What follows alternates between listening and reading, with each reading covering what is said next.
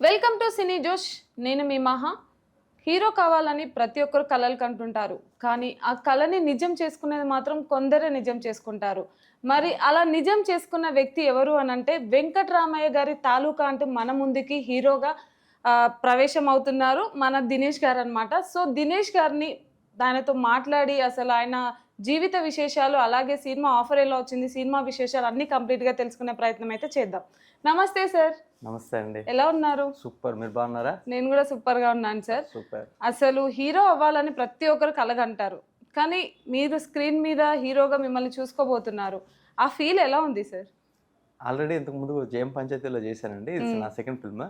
Okay. బాగుంటుందండి. ఎప్పుడైనా సరే మనల్ని మనం ఫస్ట్ టైం స్క్రీన్ మీద చూసుకున్నప్పుడు ఎప్పటి నుండో అనుకుంటాం, లైక్ మనకు ఒక క్యారెక్టర్ వస్తే చాలు. అంటే స్టార్టింగే నేను ఏమనుకున్నాను అంటే మంచిగా హీరోగానే లాంచ్ అవుదాం అనుకున్నాను. Okay. I don't know what, ఎలా వెళ్తాను అనేది నాకు తెలియదు, బ్యాక్గ్రౌండ్ ఏం లేదు, కానీ ఒక స్ట్రాంగ్ బిలీఫ్ అయితే నాకు ఉంది.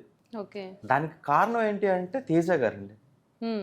నేను ఫస్ట్ అంటే నేను నా బీటెక్లో ఉన్నప్పుడు ఒక ఆడిషన్కి ఆయన కాస్టింగ్ కాల్ ఇచ్చారు. ఓకే. కాస్టింగ్ కాల్ ఇచ్చినప్పుడు నేను పంపించాను. నా ఫ్రెండ్ ఒకరు, నన్ను ప్రియాంక అని చెప్పేసి ఫ్రెండ్ అనమాట, తను నాకు ఇన్ఫార్మ్ చేసింది, ఇట్లా అన్న ఇట్లా పంపించు, ఇది you are the most eligible candidate for this kind of things, you will definitely select అని చెప్పేసి. మరి ఆమె పంపించకపోతే నేను ఇంత కాన్ఫిడెంట్గా ఇలా వచ్చేవాడిని కాదేమో. తను పంపించిన తర్వాత నేను పంపించగానే సెలెక్ట్ చేశారు. డైరెక్టర్ తేజ గారు సెలెక్ట్ చేశారు. ఓకే. సెలెక్ట్ చేసి నాకు డీటెయిల్స్, డేట్, టైం అన్నీ పెట్టారు, వెన్యూ, కాస్టింగ్, ఇంకా నాకు ఆడిషన్ పిలిచారు. డైరెక్ట్ ఆయనే జస్ట్ ఇట్లా మొత్తం అన్నీ నోట్ చేసుకుంటున్నారు. నేను అలా వచ్చాను. ఇప్పుడు మనకి ఎట్లా ఇంటర్వ్యూ అవుతుంది అలానే అలా వచ్చాను. ఇలా చూసి బాగున్నావు, చాలా బాగున్నావు, హీరో అవుదాం అన్నప్పుడు గట్టిగా మాట్లాడాలి అన్నారు. పాయింట్ ఏంటంటే I didn't mention anything. Okay. 4 ఫోటోలు పంపించాను, ఏవో నేను ఇలాగా so and so I want to be a part of the film అన్నట్టు పెట్టాను, అంతే. ఇంకేం రాయలే. నాకు ఏం చేయాలో కూడా తెలియదు. ఓకే. వచ్చాను, ఏవో డైలాగులు, అప్పుడు కూడా నాకు మన మట్టుకు మనం పర్ఫామ్ చేయాలనేది కూడా తెలియదు. ఏవో 2-3 డైలాగులు, సినిమా డైలాగ్స్ ఉంటాయి కదా, అవే చెప్దామని వచ్చానమాట. ఓకే.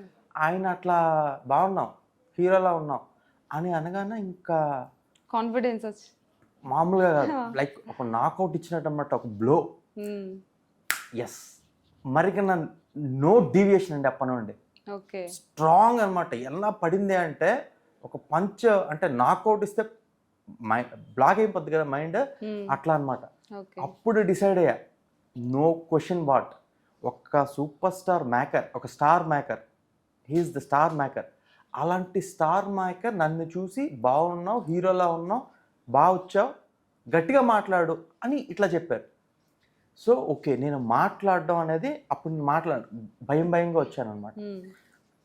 అది చూసిన తర్వాత నాకు ఇలా అన్నారు అంటే I got the potential. Yes, నాలో ఆ పొటెన్షియల్ ఉంది. So no matter what, I want to be a hero. Silver screen మీద నేను ఇండియన్ ఫిల్మ్ ఇండస్ట్రీని ఏలాలి, అంతే.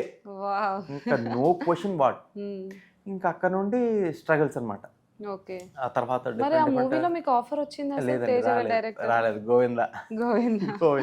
అసలు తేజ గారు మన ఉదయ్ కిరణ్ గారిని ఒక సూపర్ స్టార్ ని అందించింది కూడా తేజ గారే. చాలా మంది అండి, ఇప్పుడు కాజల్ గానీ, లేకపోతే చాలా డిఫరెంట్ పర్సనాలిటీ చాలా మంది ఉన్నారు.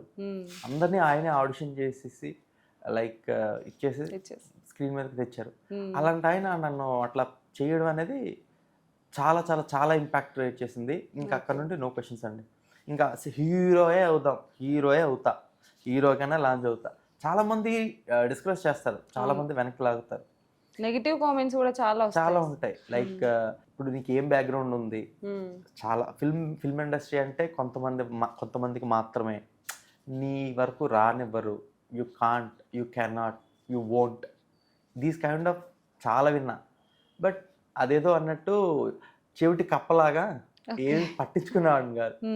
అంటే నేను ఒకటి ఫిక్స్ అయ్యానంటే స్ట్రాంగ్గా, నాకంటే లాజికల్గా.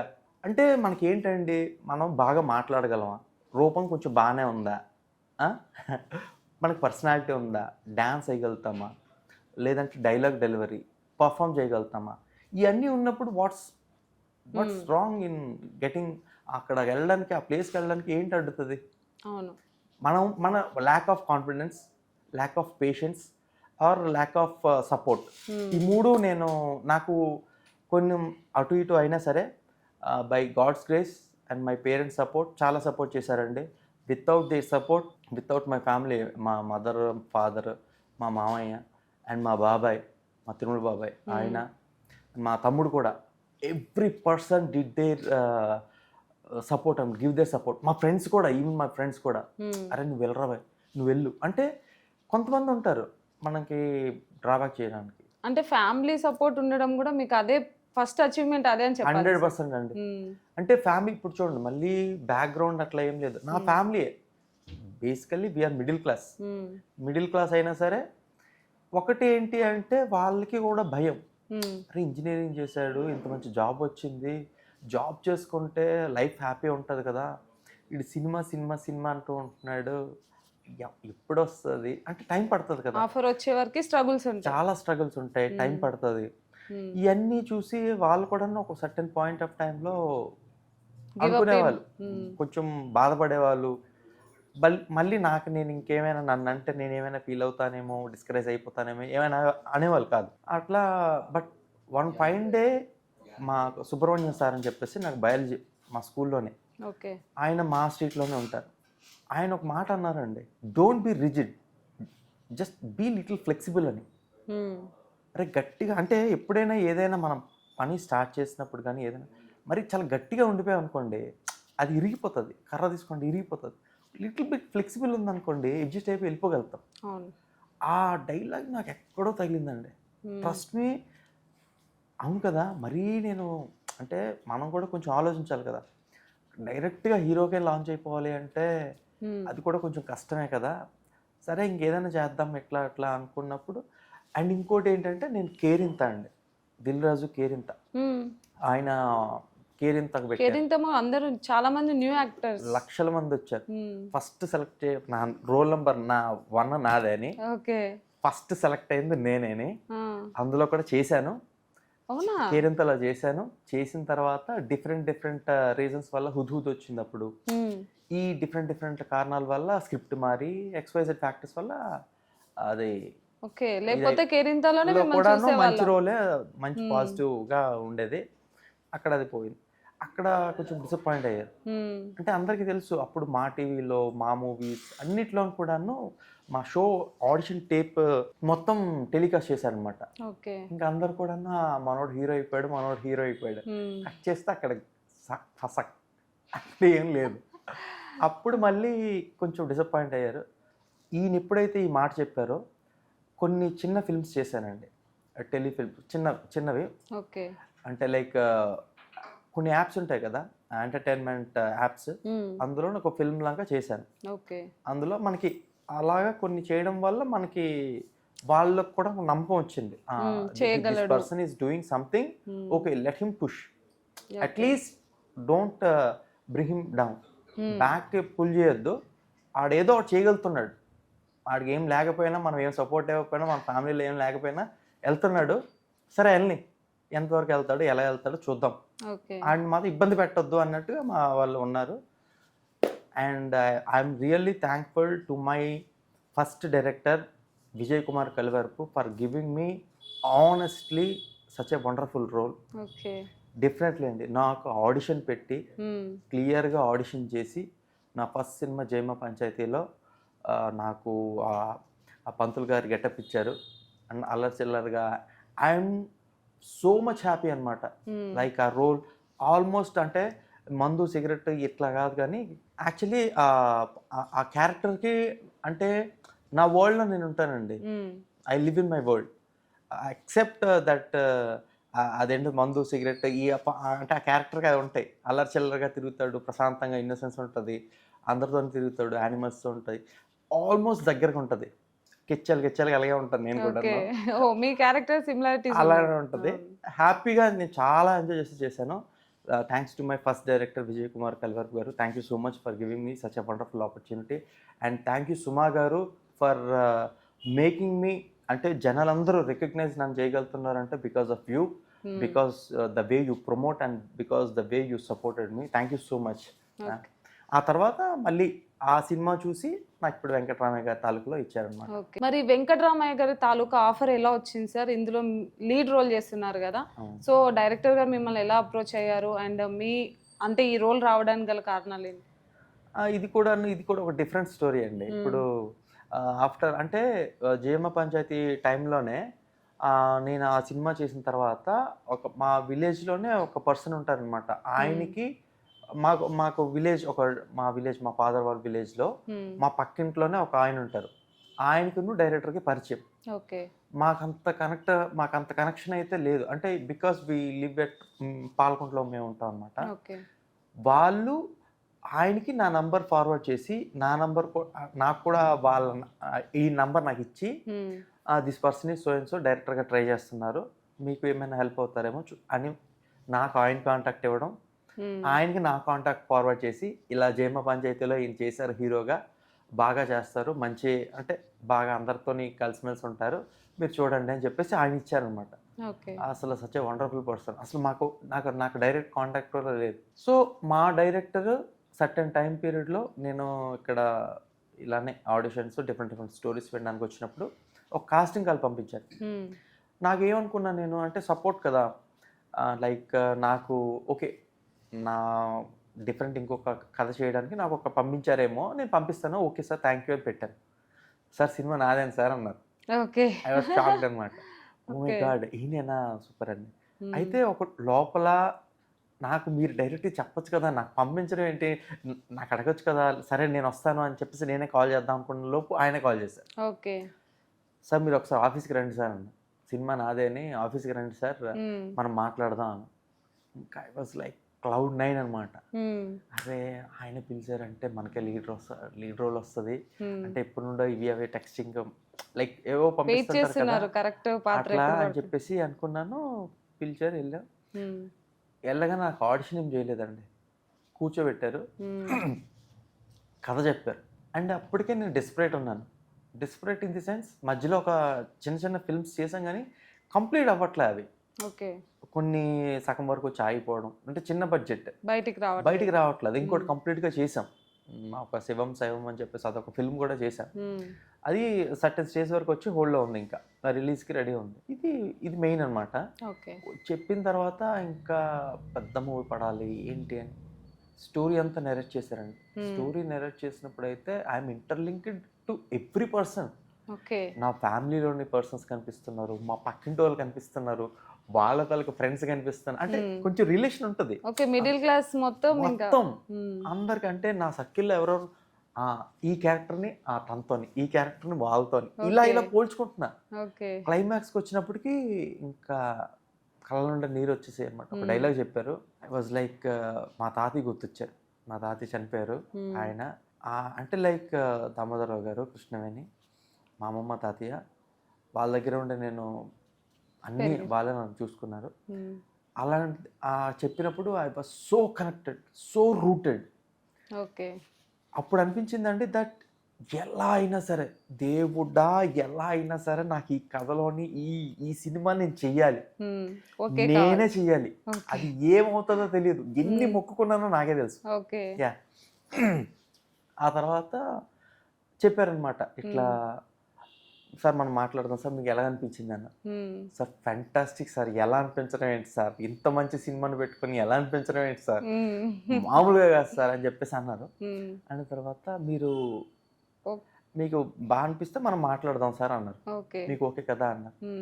సార్ బాగా అనిపించడం ఏంటి sir, I will do sir, I will definitely do sir, మీరు అలాంటి పాత్ర కోసం వెయిట్ చేస్తున్నాను ఖచ్చితంగా సార్ అని చెప్పేసి అన్నాను. అయిన తర్వాత చాలా సస్పెన్స్ వచ్చిందండి మధ్యలో. అప్పుడు అమ్మ బాబాయ్ మళ్ళీ భయం, అంటే ఏంటిది అవుతుందా అవ్వదా, వెళ్తుందా వెళ్దా, మళ్ళీ అన్ని సినిమాల్లాగే మళ్ళీ మొదటికే వస్తుందా. చాలా ఒక 1 month అట్లా ఆ చిన్న పుష్పుల్ పాజ్ అయిపోయింది. పాజ్ మళ్ళీ ఒక ముందుకెళ్తుంది, ఒక 2 steps ముందుకెళ్తుంది అంటే మళ్ళీ ఒక 5 steps బ్యాక్కి, ఇట్లా ఇటు అవుతుంది. దెన్ నాకు కాస్టింగ్ అంతా చెప్పారు. ఇలా మురళీధర్ గౌడ్ గారు ఉన్నారు, ఇలా సుధమ్మ గారు ఉన్నారు, హీరోయిన్ గా దివిజ, ఈటీవీ ప్రభాకర్ వాళ్ళ అమ్మాయి లైక్ హీరోయిన్గా ఫస్ట్ టైం లాంచ్ అవుతుంది. ఇవన్నీ ఇంత పెద్ద కాస్టింగ్ ఇవన్నీ విన్నప్పటికీ నాకు మళ్ళీ డౌట్. ఆయన రెస్పాండ్ అవ్వలేదు, ఓకే. కొంచెం హోల్డ్లో పెట్టాను నన్ను. I don't know what happen the back story. నా వరకు నేను చెప్తున్నా. కొంచెం టెన్స్ ఫీల్ అయ్యా. ఇప్పుడు ఆయనేమో ఆయన అంటే వచ్చిన ఆఫర్ మిస్ అయిపోతుంది. ఆయన కూతుర్ని లాంచ్ చేస్తున్నారు కదా, అంటే పెద్ద హీరో లేకపోతే ఇంకా స్టార్డమ్ చూడడం ఇట్లా ఏమైనా ఉంటాయేమో. ఈయన నాతో బాగా సింక్ లో ఉన్న ఒకసారి ఏంటి పాజ్, ఈ కాస్టింగ్ చూస్తే చాలా పెద్దది, మళ్ళీ దేవుడా అని చెప్పేసి కొంచెం చాలా టెన్స్ ఫీల్ అయ్యాను. 2 సార్లు మెసేజ్ చేశాను, సార్ మనకంతా మంచి జరుగుతుంది, మీకు చెప్తాను సార్ అని. చెప్తాను అనే డైలాగే వస్తుంది. ఫస్ట్ ఏమో అంత మీకు ఓకేనా అన్న డైలాగ్ నుండి మీకు చెప్తాను అన్న డైలాగ్ వచ్చింది. మళ్ళీ టెన్షన్ భయం అన్నీ ఉంటాయి. బాబో ఇది అదే అని చెప్పేసి తర్వాత 1 ఫైన్ డే నేను మళ్ళీ ఒక టెంపుల్కి అక్కడికే వెళ్ళినప్పుడు ఒకసారి కాల్ చేశారు. యాక్చువల్లీ పెళ్లిలో ఉన్నానండి, మా కజిన్ పెళ్లిలో ఉన్నాను. సార్ మీరు అర్జెంట్గా రండి, మీరు అర్జెంట్గా రావాలండి అన్నారు. ఏంటిది అర్జెంట్గా ఫోన్ చేస్తారు, మనలో రెస్పాండ్ కాలేదు కదా ఏంటి అంటే, సార్ మీరు అర్జెంట్గా రావాలి, నాకు మరి మొత్తం మనం అన్ని అగ్రిమెంట్స్ ఇవన్నీ చేసుకోవాలి కదా, టైం అవుతుంది కదా, మీరు హీరో అనుకుంటున్నారు లేకపోతే ఇంకేమనుకుంటున్నారు. నాకు మైండ్ బ్లాక్, అసలు మామూలుగా కాదు. సార్ ఏంటి సార్ మీరు మొన్న వరకు నార్మల్గా ఉన్నారు, చెప్తా అని ఇప్పుడు ఏంటి సార్ ఇంత కవర్ పెట్టేస్తున్నారంటే ఇంకా ఐ వాస్ లైక్ పెళ్ళి నుండి సడన్గా బయలుదేరి హైదరాబాద్ వచ్చి మొత్తం ఇంకా అప్పుడు ఫిక్స్ అనమాట. అలా వచ్చింది opportunity. I was really happy. Sir Satish Kumar రావాలా గారు, thank you so much for giving me this opportunity. మీకు కూడా అండి. అండ్ కామ్లీ గారు, ఎస్పెషల్లీ కామ్లీ గారు, మీరు ప్రొడ్యూస్ చేస్తున్నందుకు థ్యాంక్ యూ సో మచ్ అండి. మీ గట్స్కి హ్యాట్స్ ఆఫ్ అండి. సార్ మీరు మురళీధర్ గౌడ్ గారితో ఇప్పుడు చేశారు, సీనియర్ యాక్టర్ అయినా, ప్లస్ సుధమ్మ అయితే ఇంకా మనం పుట్టను కూడా పుట్టలేదు, అప్పటి నుంచి ఉన్నారు తన ఇండస్ట్రీలో.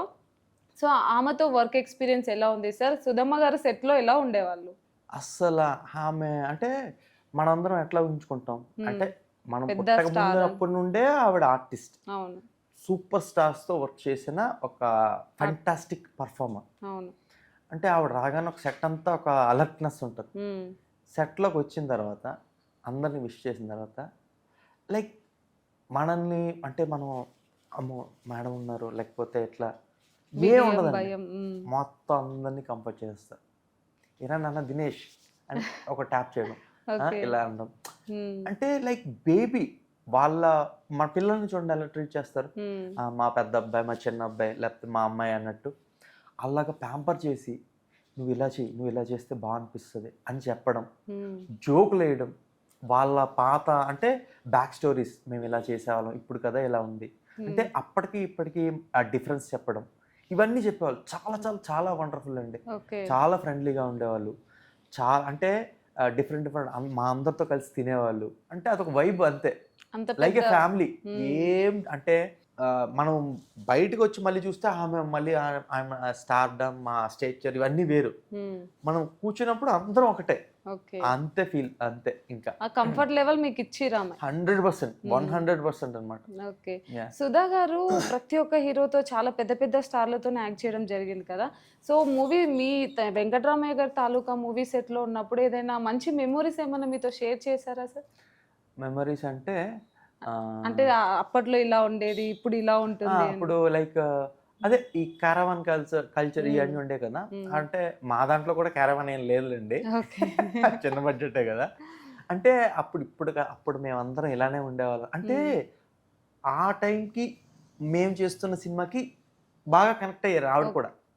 ఎందుకంటే ఇప్పుడు మా సినిమా క్యారవాన్స్ లేవు. నార్మల్గా ఇప్పుడు ఫర్ ఎగ్జాంపుల్ చెట్టు, మా పెద్ద మామిడి చెట్టు ఉందనుకోండి, ఆ కింద కూర్చొని మేమందరం కూడా అక్కడ, అరే మా పాత రోజుల్లో ఇలానే ఉండేదిరా, ఇలానే మేము చేసుకునే వాళ్ళం. ఇప్పుడు క్యారవాన్స్ వచ్చి అందరూ ఒక్కొక్క అంటే షార్ట్ గ్యాప్లో రావడం, చేసుకోవడం, మళ్ళీ వెళ్ళిపోవడం, అలా ఫోన్ చూసుకోవడమే. బట్ అప్పుడు మాత్రం అలా ఉండేది కాదు. ఇప్పుడు చూడు మనందరం ఎలా ఉన్నాం, సరదాగా జోకులు వేసుకొని. ఇంకోటి ఏంటంటే మ్యాంగోస్ అండి, పీక్ సమ్మర్లో చేసాం అండ్ పీక్ వింటర్లో కూడా చేసాం. అంటే మేము చేస్తున్న షూట్ లొకేషన్ దగ్గరలోనే ఒక పెద్ద చెట్టు ఉండేది. ఇక్కడ నుండి చూస్తే అప్పుడప్పుడే వస్తుంది స్టార్టింగ్ పెద్ద బంగిడిపిల్లి మామిడికాయలు అనమాట, 2. అరే అది ఎలాగైనా కొడదాం రా, కొట్టి అది ఎలాగైనా తెప్పిద్దాం ఆ ఓనర్కైనా. ఆవిడ ఇలాగే మాట్లాడుతున్నమాట, ఆవిడ స్టైల్ బాడీ లాంగ్వేజ్ కూడా ఎలాగైనా చేద్దాం అని. దానికి నేను రెడీ అమ్మా రెడీయా రెడీ అన్నట్టు. That was wonderful experience. మొత్తానికి ఆ మామిడికాయలు తెప్పించి మొత్తం అందరికి కట్ చేయించి సెట్ అందరికి పంచారు. సెట్ అందరం తిన్నాం హ్యాపీగా. Okay. Like that was most memorable moment అనమాట. సుధా గారికి వెంకటరామయ్య గారి తాలూకా ఓల్డ్ మెమోరీస్ అన్ని రీక్రియేట్ చేసింది మళ్ళీ. ఓల్డ్ మెమోరీస్ అన్ని తనకు. బాగా చెప్పారు అంతే. Very fantastic. అంటే చాలా మంది ఓల్డ్ మెమోరీస్ ఎలా వస్తాయి, అవి రాక అరే అప్పుడు ఇలా ఉంటే బాగుండేది, ఇప్పుడు అలా ఉంటే బాగుండేది అని ఎక్స్పెక్టేషన్స్ కూడా ఉంటాయి కొందరికి. అమ్మకి అలా ఫుల్ఫిల్ అయిపోయింది. అవునవును 100%. మురళీధర్ గౌడ్ గారు ఎలా ఉండేవాళ్ళు వాళ్ళతో? ఆయన ఎట్లా అంటే ఆయన సెట్కి వస్తే టైం సరికి వచ్చేస్తారు. ఆయన పని ఆయన చూసుకుంటారు. ఆయన లైక్ మన సెట్లో ఉన్నప్పుడు ఓన్లీ పర్ఫామ్ అంటప్పుడు ఇంకా పర్ఫామ్ చేస్తారు అన్నమాట. ఇంకా ఇంకొక మైండ్ ఇంకొక డిస్టర్బెన్స్ కానీ ఇంకో డీవియేషన్ అట్లా ఏమి ఉండదు. ఆయన మట్టుగా ఆయన ఉంటారు, కామ్గా ఉంటారు. మనం ఆన్ డైరెక్టర్ పిలవగానే వస్తారు, పర్ఫామ్ అంటే చితక్కొట్టేస్తారు, ఇంకెళ్ళిపోతారు అనమాట. అంతే. కామ్ అంటే ఆయన సెట్లో ఉన్నారు అన్నట్టు కూడా మనకు తెలియదు, అంత కామ్గా ఉంటారు. ఓకే.